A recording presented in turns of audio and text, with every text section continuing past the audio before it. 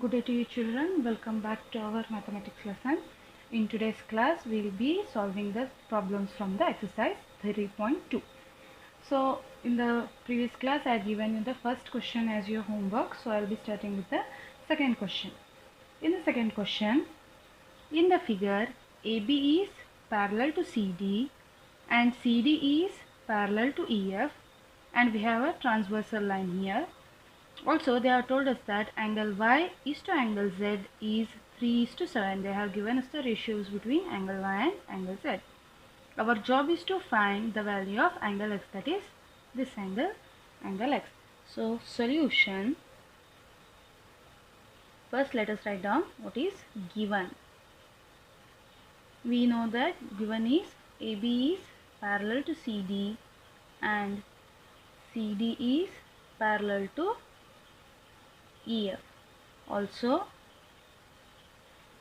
angle Y is to Z is equal to 3:7. Our job is to find the value of angle X. So now, when AB is parallel to CD and CD is parallel to EF, we have our theorem which says that when two lines are parallel to the same line, then they are parallel to each other. Since AB is parallel to CD and CD is parallel to EF, we can write AB is parallel to EF from theorem.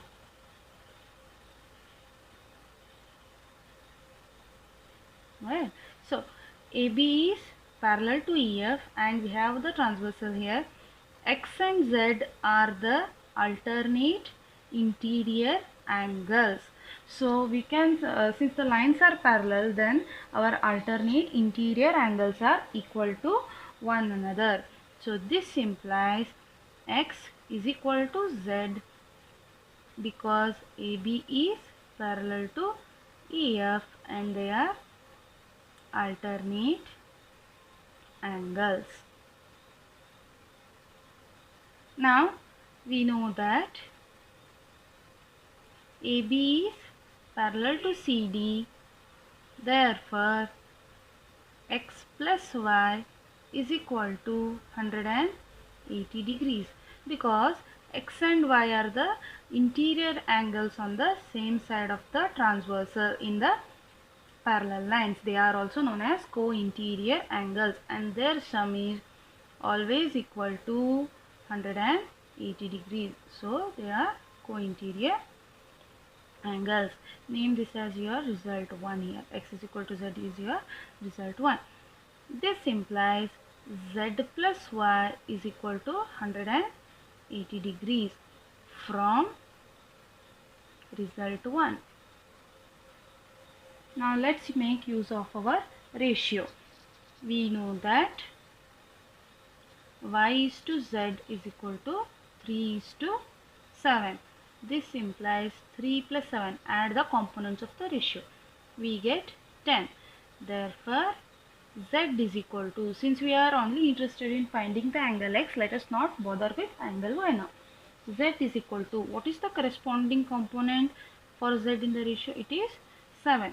So Z is equal to 7 by 10 into 180 degrees because the sum of these angles is 180 from that previous equation. 10 ones are 10 18s are. So Z is equal to 7 into 18, which is 18 into 7, 7 is a 6, 5, 7 ones are 7, 12, 126. Angle Z is equal to 126. This implies angle X is equal to 126 degrees. This is our solution because from equation 1 we got that angle Z is equal to angle X. So angle X is equal to 126 degrees. This is the solution. In the third question, in figure AB is parallel to CD, EF is perpendicular to CD. Perpendicular means EF makes an angle of 90 degrees with the line CD and EF is also one of the transversals in this case. and angle GED, that is this angle GED, this angle is equal to 126 degrees. Our job is to find angle AGE, that is this angle AGE, angle GEF, this angle, and angle FGE, that will be this angle. Our job is to find all these three angles. So solution. First let us write down given EF is perpendicular to CD. This implies angle FED is equal to 90 degrees. Okay, this is the first thing. Next, we know that angle GED is equal to 126 degrees. So now, first let us find angle AGE. We know that AB is parallel to CD and GE is the transversal. Right, in this figure we have two transversals. One is EF and the other one is GE or EG. There we have two transversals. Therefore, angle GED is equal to angle AGE. This angle GED, this whole angle is equal to angle AGE, because AB is parallel to CD and GE is the transversal. Then this angle will be equal to this angle. They are a pair of alternate angles. So let us write down the reason. Alternate angles. This implies angle AGE is equal to 126 degrees, because given we know that angle GED is 126 degrees. This angle is 126 degrees.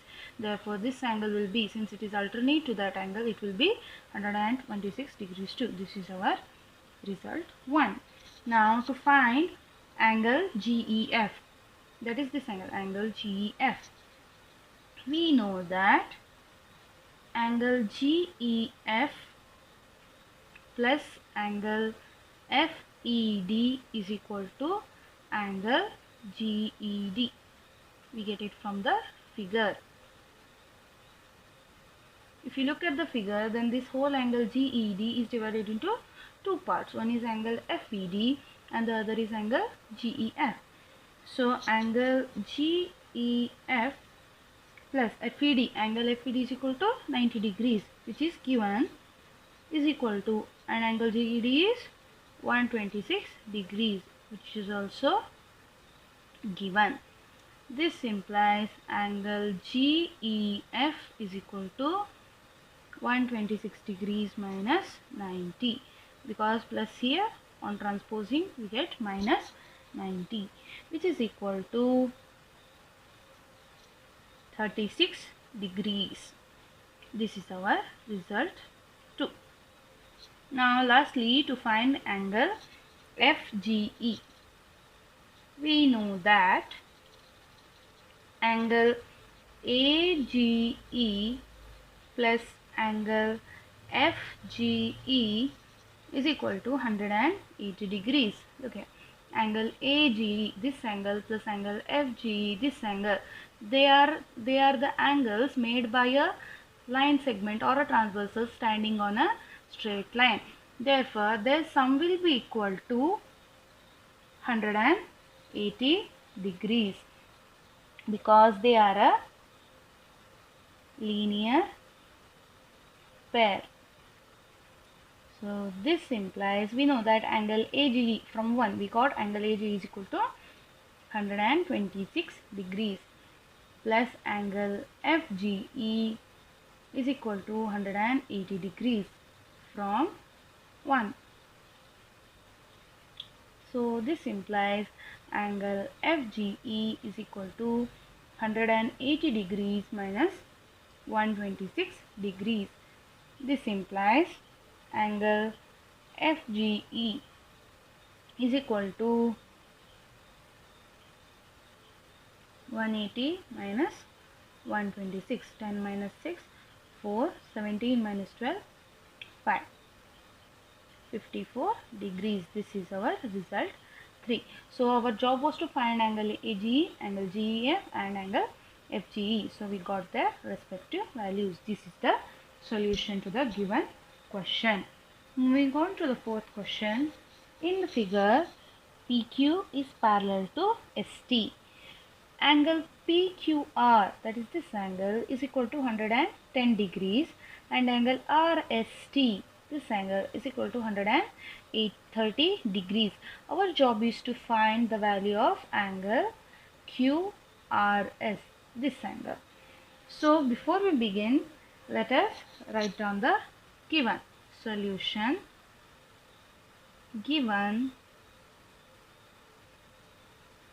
angle PQR is equal to 110 degrees and angle RST is equal to 130 degrees. This is given to us. Now draw a line URV passing through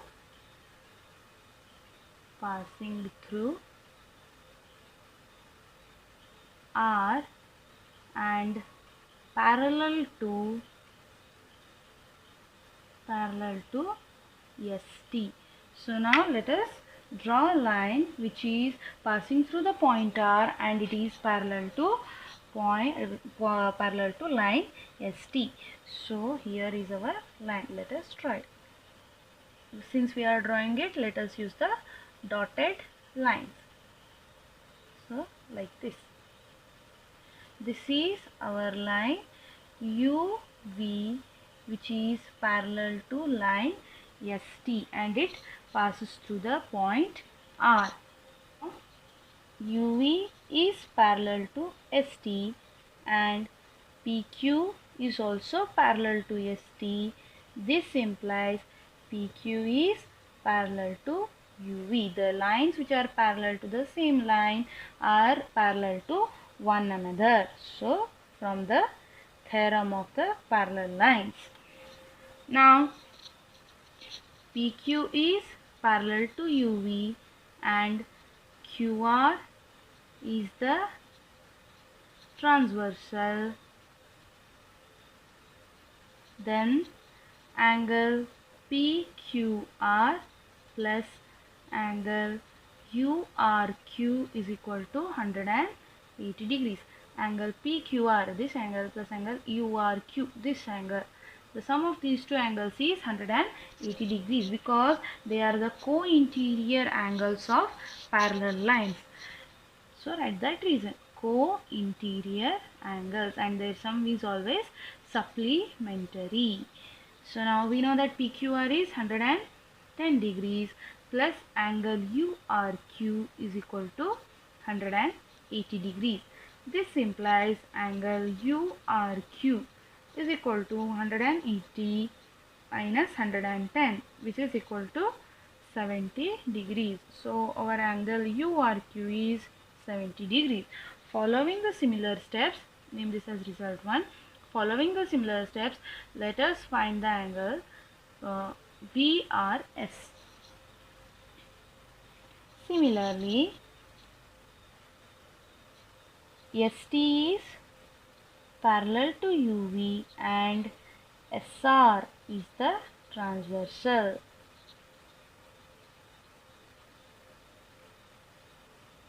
This implies angle RST plus angle VRS is equal to 180 degrees.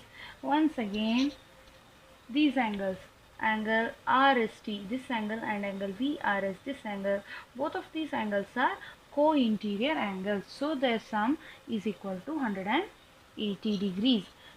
Write the reason, co-interior angles. So angle RST, we know the value. Angle RST is equal to 130 30 degrees plus angle VRS, which is equal to 180 degrees. This implies angle this is angle VRS. Angle VRS is equal to 180 degrees minus 130 degrees, which is equal to 50 degrees. This is our result 2. So now we have, if you look at the figure, then angle URQ, this angle, and angle QRS, this angle, and lastly angle VRS. All these three angles are formed by two line segments standing on a straight line. So all the three angles make a linear pair. Therefore, angle URQ plus angle VRS plus angle QRS is equal to 180 degrees because they are a part of a linear pair. This implies, we know that angle URQ is 70 degrees plus angle VRS is 50 degrees plus angle QRS, that is what we are supposed to find. So keep it as it is equal to 180 degrees. We got the values from results 1 and 2. This implies 120 degrees plus angle QRS is equal to 180 degrees. This implies angle QRS is equal to 180 degrees minus 120 degrees, which is equal to 60 degrees. This is the required solution. Therefore, angle QRS is equal to 60 degrees. Question 5. In figure, AB is parallel to CD. Angle APQ, that is this angle, angle APQ is equal to 50 degrees and angle PRD, this angle, is equal to 127 degrees. Find angle X and angle Y, which are on the interior of the triangle. So solution, given AB is parallel to CD with PQ and PR as transversals. We have two transversals here. Transversals. And angle APQ is equal to 50 degrees. Angle PRT is equal to 127 degrees. So first, to find X, we know that AB is parallel to CD and PQ is the transversal or transverse line. So angle APQ is equal to X. If you look here, AB is parallel to CD and PQ is the transversal. 50 degrees angle APQ is equal to angle RQP or angle X. They are the alternate angles. Alternate angles. Therefore, X is equal to 50 degrees, which is given. We know that angle APQ is 50 degrees, so X is equal to 50 degrees. That is the first part of the question. In the second part, AB is parallel to CD and PR. This time we will consider the transversal PR. Same like in this above case, angle PRD, this angle PRD is equal to angle APQ plus Y, right? Angle PRD is equal to angle APR. Angle PRD is equal to angle APR because they are alternate interior angles or just alternate angles. Angle PID is 127 degrees, but angle APR is made of two parts. One is angle APQ and the another is angle Y. So angle APR is angle APQ plus Y. We know that angle APQ is equal to 50 degrees plus Y. This is given. So this implies angle Y is equal to 127 degrees minus 50 degrees, which is equal to 127 minus 50. 7 0 7 12 minus 5 7 77 degrees. Therefore Y is equal to 77 degrees is the solution. So we got X is equal to 50 degrees and Y is equal to 77 degrees, the solution to the whole question. Now coming to the last question. In figure, PQ and RS. Here, PQ and RS are two mirrors placed parallel to each other. So PQ is parallel to RS. An incident ray AB strikes the mirror PQ at B. So this is the ray AB which strikes the mirror at point B. Then it is reflected back. Since they are mirrors, they will reflect back. And the reflected ray VC will strike RS at point C. So similarly, after reflection, the ray CD is the reflected ray, final reflected ray. Our job here is to prove that AB is parallel to CD. So solution: given PQ is parallel to RS, draw a little bit of construction. Draw EF perpendicular to PQ at point B and GH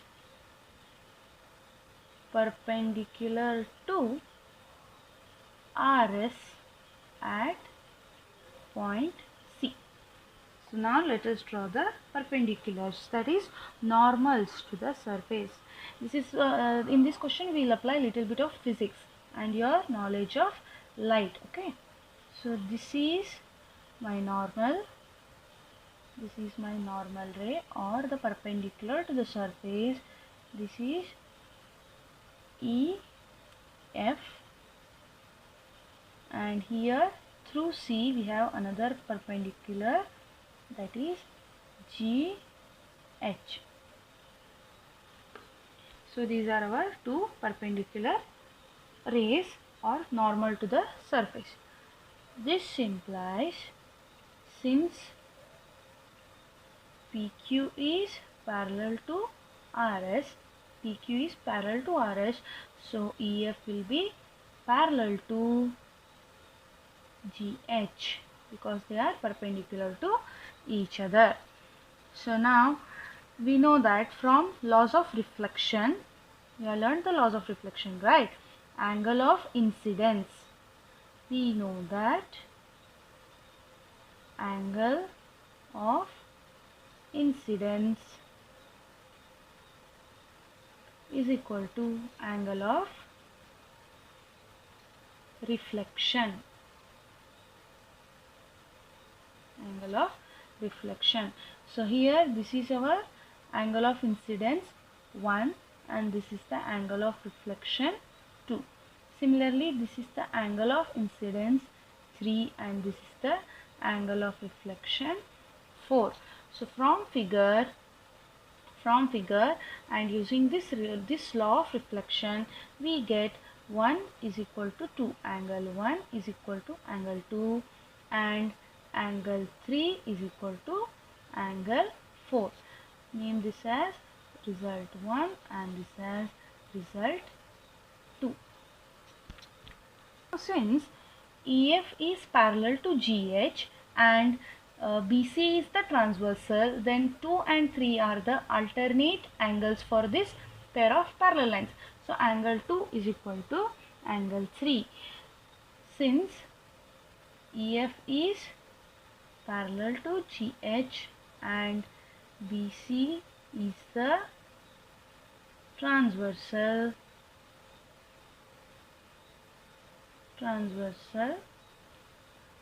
We have angle 2 is equal to angle 3 because they are alternate